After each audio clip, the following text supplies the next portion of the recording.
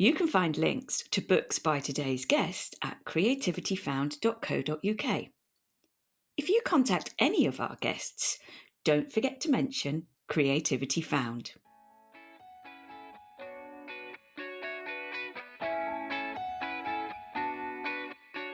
I'll be honest, I was a bit lost after university. But then I got put on a placement working with children with disabilities, and I really loved it so much. It was fantastic.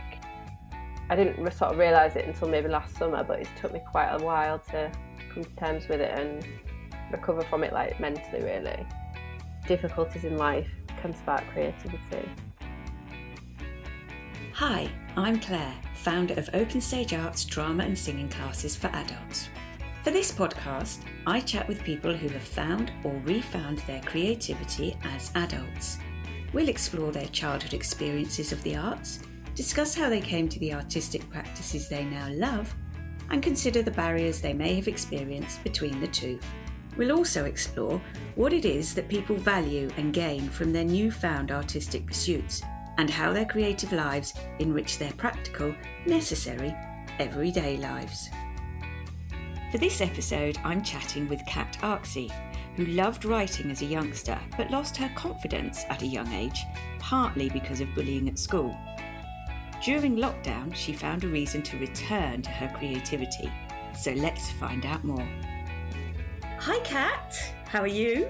I'm very good, thank you. Feeling okay today, but my baby was up last night, so a little bit tired, but I can cope with that. During the pandemic, you found an outlet for your creativity. What have you started doing?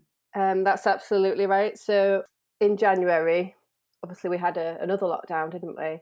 And it prompted me to start writing for children. Been on a bit of a whirlwind since then. It's kind of sparked something in me, and I've started writing all sorts for children, so books and also bits of poetry within that as well. So it set me on a bit of a creative journey, inspired by my own very young children. That's really exciting. I can't wait to hear more about it. But let's go back. And did you write or express yourself in otherwise creative ways as a youngster? I think I always had it in me to want to write stories, write poetry, and I always liked English. I loved reading. I read a lot of books. Loved Roald Dahl. So I was always up late reading books when I should have been asleep. Yeah, my stepmom would come up to the bedroom and see that my light was still on. I was still reading till quite late. So when I was really young, started writing poems. I won like a competition at school, and I really loved it. And I also would write at my nana's house. Would go there a lot in holidays, and she always had like old sort of wallpaper and stuff that we'd drawn and scribble on. But I made it sort of binded it together. So I wanted it to be a book. So I must have always wanted to write a book. So I remember it was black wallpaper, like on white on one side. I mean, it was all ripped and it was all like quite sort of rustic looking. And I drew with crayons and I made a story. I spent like a whole day doing that in the summer holidays. I loved it. Have you still got it? No, I don't know what happened to it. I think it must have got taken to the bins when maybe I cleared out for university and I cleared out all my stuff. But I loved writing. Sort of sadly, really, I didn't carry on with it. After sort of primary school age, really. Mainly at secondary school and a little bit primary school, there was some bullying going on. So I was bullied, and my confidence just went right down. My self-esteem was like incredibly low. And I just didn't feel like it was something I could do anymore. Like the confidence wasn't there to do it. So I think that stopped it for quite a long time. I think in my teenage years, I sort of got into all these like sort of heavy bands and like was a bit, thought I was a bit punky, but really. And I started writing these like lyrics kind of just for fun, really. And I think that was a way to get back into it, to experiment a little bit. So I enjoyed that. I've had like little sort of dips into it where I've tried it again, but it's always been there. But yeah, I do think the bullying definitely stopped me being creative. It kind of made me feel like I wasn't good enough for it. rather than just doing it if it was good or bad. I think you have to just keep going, whether it's good writing or bad writing. Like, that's my view now. But in them days, I thought, well, it's not good enough, so I won't bother. Yeah, I can understand that. That's really sad. Yeah. Yeah, it's a shame. You discovered sociology and took that into higher education. What do you think drew you to that subject and what did you like about it? Yeah, I really got into sociology. At A level, I studied sociology, English language, and media studies, and I think they all kind of merged into one. And it's like that was sort of my interest, was how society functions, but how like messages are sort of using, like, again, bringing in the English language and the media, how messages are sort of given to us in society about how we should be. And for my sociology degree, I wrote about body image for women and, well, and men, but it was mainly like of my own experiences, so about women, about how we're bombarded with these images and of how we should be, the perfection, the perfect body. I was reading a lot of feminist literature and stuff like that to try and understand it, and I found it really fascinating. And you were exploring the language around those societal messages as well, weren't you? Yeah, definitely. Yeah, just like the beauty industry, some of the language that's used, like problem areas to like they use the word fix your body, and be beach body ready, things like that. The messages that are often used in advertisements. I think things have changed a lot. I mean, I wrote that 2009, I think it was. I think things have changed a lot these days. I think there's a lot of more body positivity, which is excellent. That really interested me, and a lot of it was the language used that really interested me there. It just made me think of growing up, all the messages that were given as young girls and teenagers, and children even, about diets and being slim and how that's seen as the ideal. So I explored that, really, found that really fascinating. We as listeners can start to see how various elements are interconnected and leading to what you're doing now. You're talking about messages that children and young people get. But while you're at uni, first time around, other than writing for your course, did you pursue any creative writing? I kind of fell into a bit of a group of writers as friends. They had their own like poetry club where they'd meet weekly. It was my boyfriend, who is now my husband. We met at college and went to the same university. So we've been like together since we were 16. We ended up going to these poetry reading nights where they'd all read out the poetry. And I started to write, but my confidence still wasn't there to be able to share it and read it out. I kind of held back an awful lot and kind of watched these people around me sort of in awe of the confidence they had to kind of read that out and share it with people. And it kind of opened up that to me, that was a possibility. I think I found it really interesting. So he still writes poetry now. He's had a few published in like journals and things recently. He kind of keeps me inspired. I think we like bounce off each other a lot, really. Yeah. Did you know what you wanted to do after university? And if so, did you do it? I'll be honest, I was a bit lost after university. I didn't know what I wanted to do at first. I was quite confused. I was looking at all sorts. I was looking at jobs, but then I was looking at other courses.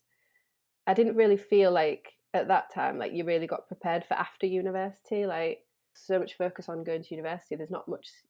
It's like an after what you do after. But I went to study a master's in social work, and I moved from Hull, which is where I went to uni and where I'm from, to Preston in Lancashire at the University of Central Lancashire, and I did a master's there. So I kind of just went on my own, even though me and my boyfriend were still together. We had like a long distance relationship. I kind of just went there on my own, made some really great friends I still speak to now, and I studied social work. My mum is a social worker, so I think that was a bit of an influence. But also, I think the sociology, obviously, that heavily ties into it. I had a real want to help, I think. At that time, I wanted to work with adults. I'd never really worked with children before at that point, and obviously I didn't have my own children. But then I got put on a placement working with children with disabilities, and I really loved it so much. It was fantastic. So I did youth groups for children with disabilities, and I also did after school club, and I organised in the summer holidays weeks where we'd take them out and everything. And I loved it. I really loved it. And I thought, I really like this, and this is something that I'd like to do. And then as the course went on, I got a second placement with children that were in care, working alongside the social workers. And when I qualified, I ended up working on a team doing that as a social worker. So I stayed in Preston for about a year and a half. I was really missing my hometown, so me and my husband ended up moving back to Hull. We just missed it far too much. Oh. Yeah. Can't keep away from this place. So where were you working, or how were you working when you got back to Hull? I ended up working with families in need that needed support. I started working in a school doing one-to-one support with children.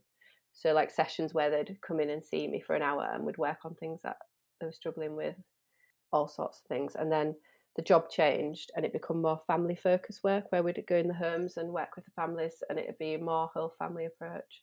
Did that for like about 8 years.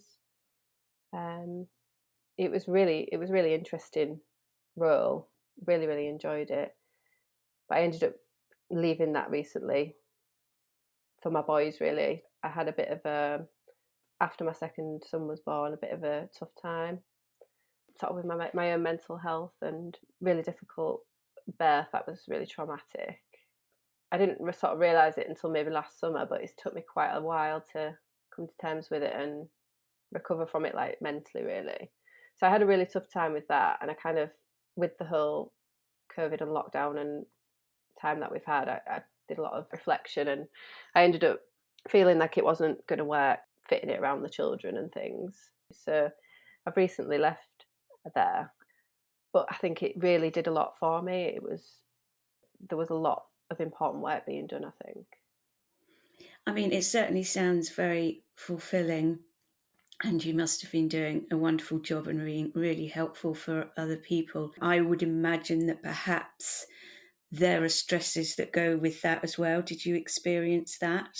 Yeah, there is stresses that go with that. I think sometimes it's just a really difficult situation for them, and it can be stressful. But I think it's at the place that I was working. A good thing about it was there was a lot of time to do that one-to-one work with them. As a social worker, there's not often that time to do the sort of one-to-one work where you can sit down and do the activities and things with them to try and help people and help, with children. I did a lot of emotions work.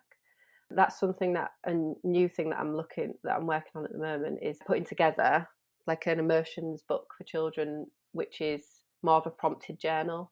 Some of the work that I've done with children has kind of inspired me to do that, really. So that's another thing that I'm looking at the moment. I love sharing my guests' stories with you, but podcasting isn't cheap. There are hosting fees and software costs, tech to buy, and time to invest in planning and editing to make sure the guests sound great and listeners hear the best content.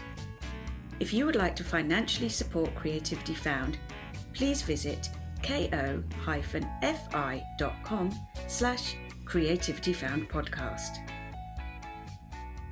The books that you're writing, which we'll come on to later, are the books that children might need to help them emotionally. You mentioned the difficult birth with your second child and leaving the job you were in. Were there other actions that you took to try and heal after that second birth? Did it take a while to realise that that was what you needed for yourself? It was difficult. I suppose when you're in something, you can't really see it for what's happening, if you know what I mean. But I think on reflection, I could have really got more help. But I think the lockdown didn't help because my son was only 6 months at that time. That sort of exacerbated things a little bit, if you know what I mean, because I didn't really have the space or time to recover from it. Obviously we were all together at home all the time, and childcare responsibilities were all on me all the time, really. Well, my husband, obviously, he did help, but he had his full-time job from home, so it was quite a intense sort of time really with us all together. I think a lot of people could relate to that with having children at home in the lockdown.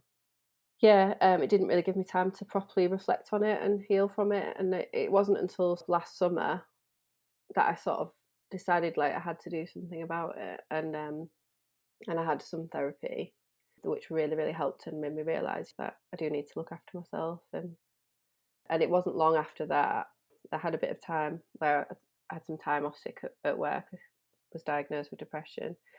That's when I started to write. I started to write a bit more. And then in the January, my son was really excited to go back to school, and there was an announcement while he was still asleep to say he wouldn't be going back.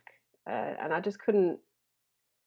I mean, what was happening? I had to write something down. I had to, because I felt really sad for him because he was, everything that we'd been through, and then suddenly I had to think about telling him that he wouldn't be going to school, that he's going to be homeschooling with me, and there's so much going around in my head, and I decided to write a story to help him understand what was going to happen. So that's when I wrote When Harry Stayed Home on that night, and then over time I sort of edited it to what I wanted, and then a friend of mine offered to draw the illustrations for it, and it sort of all came together. I wasn't going to do anything with it because I had so many time constraints. I just didn't think, because I was at home with both the children and homeschooling, I just didn't know when I was going to fit it in, but I managed it somehow. I said to my husband, I just don't think I want to do this. I just said, I don't think anyone is going to like it. And he said, just do it. It's really good. You should just do it. I decided to just bring it out, and I couldn't believe the response I got. I was just really overwhelmed. People loved it, and a lot of friends were saying things like they'd read it to the children, and the children had said, that's just like us, the description in the book of what the children are doing. And following that, I've been inspired to write more stories for children. So that all started in January, so it's been quite interesting really since then. I've just sort of carried on, and I'm really enjoying it. It's really helpful for me, and saying about mental health, it's really been quite therapeutic and cathartic in a way to be able to get things down, and feel like it's helpful not only to my own children but to other children, and that's kind of what I wanted to do. Yeah, brilliant. Do you think you write from the child's viewpoint, and you're writing to help children understand, and we'll talk about your next books as well, writing to help children understand? Does that help you to actually zone in and feel confident enough to write? Exactly, yeah. I really like to write from the child's view, but a lot of my work in the past, the work that we've done, is looking at it from the child's viewpoint, and I think I'm used to writing in that way from some of the work that we do when we write assessments or things like that. We write about the child, like the child's viewpoint, and their quotes and everything. So I think I've written like that for a long time in work as well, so I think that comes into it. But yeah, I just found it a way for me to process things as well, but through their eyes. Yeah, I've written other things as well, like poems, and just to try and help me sort of process it, and what maybe look at it from a child's point of view. So is writing the other stuff, writing poems, is that a release for you, or are those something you want to publish, or are those more personal? Some of the poems I've written are more personal. Recently, one of them I've submitted to something called the Mum Poem Press. They've got an anthology out and a book, a collection, and it's all sort of, a lot of them are new mothers who have written poems sort of during lockdown, and they've submitted it, and they've made a collection. So I've submitted a poem to their next zine. Sorry, I don't know if I said that right. I don't know either. I can't remember. Yeah, I always say it wrong. Zine. I've written a poem, and the theme was identity. So I've written a poem and I've submitted it. Motherhood and identity, and how your identity changes after you have children and things. I find it that's really fascinating to me, because I do think it changes you, but I think it changes you in lots of really positive ways. think I've definitely grown in confidence since I've had children. I do think it changes you in a positive way. Because I think I've learnt to sort of value myself, and it sort of taught me that I do have to look after myself a bit more, because you don't always have time for yourself. You might take that for granted, but I think when you have children, you realise, you do have to, how important you are, and you do have to look after yourself. Definitely. Good for you. Sales of your second book are supporting a charity. Tell me more about that. Clap for Kids is my second book. It's a poem, and it is about saying thank you to all that children have done during the lockdowns, all that they've given up, all the difficulties they've been through, all the challenges. I just want it to recognise that, because I think sometimes it gets missed, really. There's a lot to focus on when we talk about the pandemic, a lot of people that have suffered and a lot of challenges people have had. And, I just wanted to recognise what children have done. We did all the clap for the health heroes and NHS, and that's brilliant. And I kind of wanted to say, well, let's say thank you and clap for kids. So that's why I called it Clap for Kids. You don't get to be a child again. And that's quite a long period of time in a child's life. You can't live that over again. You can't catch that up. And they've given up so much. Things like swimming class, for example, things that are so important to children, seeing their grandparents, having relationships with their families. I wanted to say thank you, basically. And the book says you are superheroes, and that's the theme of the book. It's like a bit of a superhero theme, to say you superheroes. So yeah, as you said, £1 of every sale of Clap for Kids, I'm going to be donating that to the Pallet Foundation. And the Pallet Foundation are a charity for depression. And a really good friend of mine, Katie, little shout out to Katie. She's a really good friend of mine. She really helped out with just being there for me, really, like cheering me up when I needed it. And she sent me something called a buddy box from the Pallet Foundation. And it's like a little self-care box full of little surprise. You don't know what's going to be in it. It's like little treats and things and little pick-me-ups and stuff.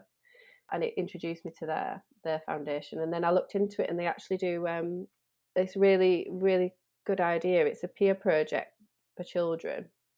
And the Pallet Foundation work with schools, and they have a programme where they can teach children how to recognise sort of mental health and the importance of it and looking after themselves, but also for them to be peer supporters, to support their peers and the classmates. So I think that's really important, because there was nothing like that when I was at school. And I think it's fantastic that that is happening. And I would encourage anybody who works in schools to look into it, because anybody, who works in schools can apply to be part of it. As a society, I think we need to look at how we're going to help children heal from this and recover from what they've been through. Some children are struggling, which is understandable, been through a lot. So I think it's really important that we think about how we're going to help children, really. Yes, you're right. And that's a brilliant job you're doing. Thank you. I happen to know that you've also started drawing again. Yeah. Tell me a little bit about that. It's just sort of something I do, a bit of a hobby for myself. I like sort of drawing kind of cartoony kind of drawings and sketches, and I often draw for friends. I'll draw a picture of them sort of thing, and just as a bit of a hobby. But what I'd like to do for the future, obviously I've got my writing for children. I'd love to actually illustrate and draw myself. It is a really long process, and time is not something I have a lot of. So maybe something for the future.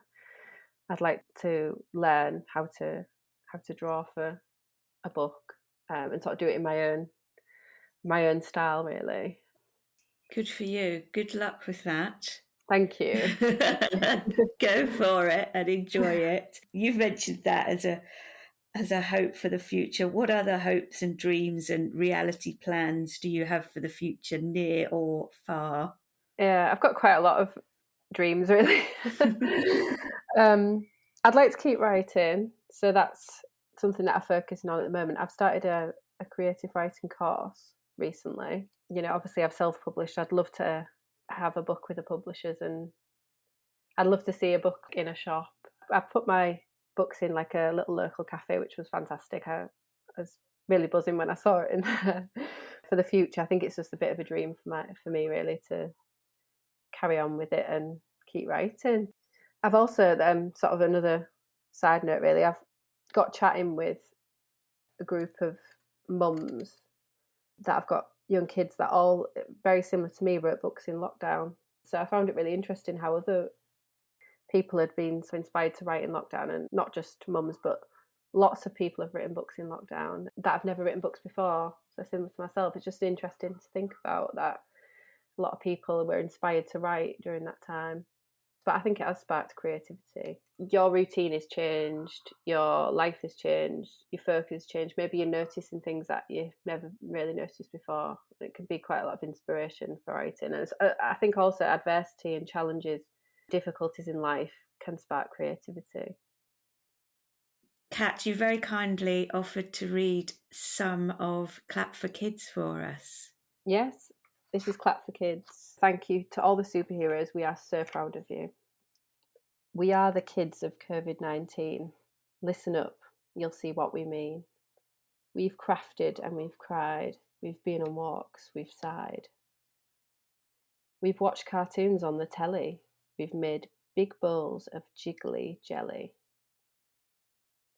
We've sat at home in our pyjamas and baked up all our black bananas. We've ridden our bikes really, really fast. We've said, "Mum, don't forget your mask." We've felt grumpy, sad, and so alone. We've spoken to grandparents on the phone. We are the kids of COVID-19, feeling like we're stuck in between. That's really, really lovely, Kat. Thank you. There are many, many podcasts out there. It's difficult to know where to start. So I like to ask my guests for their recommendations. You're welcome. If anybody is interested in a podcast that is for children, there is one called Grab Some Sticks by a lovely lady called Roshni. And Roshni is, I think she's a teacher and early years educator. She's got a beautiful reading voice, absolutely beautiful reading voice. So she reads books out on her podcast, and it's very short because it is for children. She has actually read Clap for Kids out on there as well. So if you wanted to have a listen on there, she reads it out beautifully. So yeah, grab some sticks. What a great recommendation. Thank you so much, Kat. How can people connect with you and find your books? My books are on Amazon. They're available as ebooks and as paperback books. If you wanted to follow me on Instagram, I've got a page on Instagram called 2 Moons Book Club, where I talk about my self-publishing journey, but I also talk about books that my children are enjoying and share other authors that we enjoy. So you can connect with me on there also. I've also I've not mentioned this one, but I've recently brought out a story about children that don't like wearing sun cream. One for the summer, which I wrote because my son really didn't like wearing sun cream. He refused to wear it and he didn't like the feeling of it. So I wrote a little story about that as well. So that's another one if anyone wants to check that out.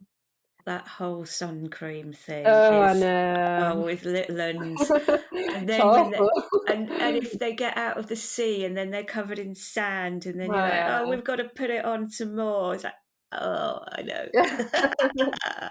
Well done. It's one of those things no one tells you when you have children.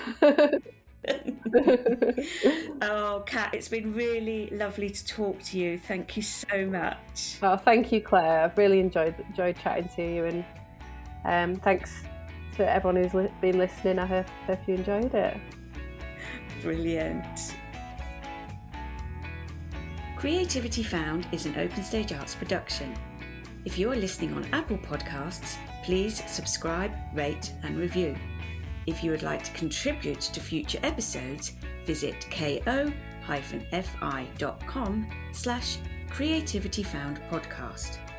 If you contact any of the artists featured, sign up to their workshops or buy their products, don't forget to mention Creativity Found Podcast. On Instagram or Facebook, follow @Creativity Found Podcast, where you'll find photos of our contributors' artwork and be kept abreast of everything we're up to.